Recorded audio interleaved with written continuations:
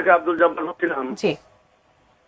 হ্যাঁ, আমার প্রথম প্রশ্ন হলো শিব্বির আহমেদ, জনাব শিব্বির আহমেদ সাহেবের কাছে, যে বাংলাদেশ জামাত ইসলামী যুদ্ধ অপরাধী, দেশদ্রোহী, তারা জঙ্গিবাদ।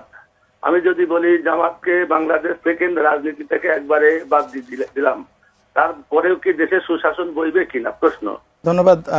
ওনার প্রশ্নটা ছিল এরকম যে জামাতকে যদি নিশ্চিহ্ন করে দেই তাহলে সুশাসন আসবে কিনা, এরকম। আসলে এটা মানে আর বাকি যেগুলো বলছে ওগুলো ওনার জাজমেন্ট, ওনার অনেক বক্তব্য আছে, সেটা নিয়ে আমি যেতে চাই না।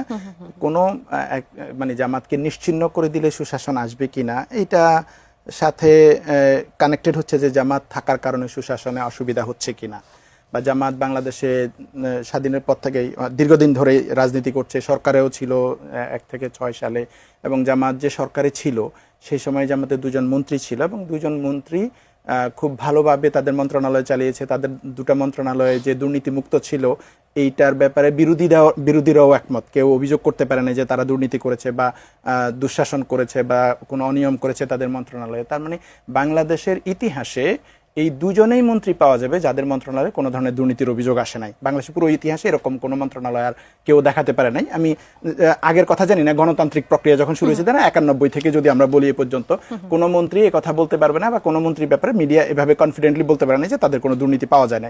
তার মানে দেখা যাচ্ছে যে জামাত যদি শাসনে থাকে বা পাওয়ারে থাকে সেখানে তারা বরং সুশাসন এবং দুর্নীতিমুক্ত প্রশাসন উপহার দিতে পারতেছে। তারা একটা ছোট এক্সাম্পল দেখিয়েছে। তো আমি মনে করি জামাত যদি বরং জামাতের মতো এরকম অনেস্ট নেতৃত্ব যদি আসে বরং সুশাসন নিশ্চিত হবে। এখন বলতে পারেন ওনাদের 71-এর ভূমিকা আছে বা নানান অভিযোগ আছে, সেগুলো আলাদা ব্যাপার, কিন্তু সুশাসন নিশ্চিত হবে কিনা এটার ব্যাপারে আমার পারসেপশন হচ্ছে যে জামাতের মন্ত্রীরা বরং সেই সুশাসনটা উপহার দিয়েছে। ধন্যবাদ।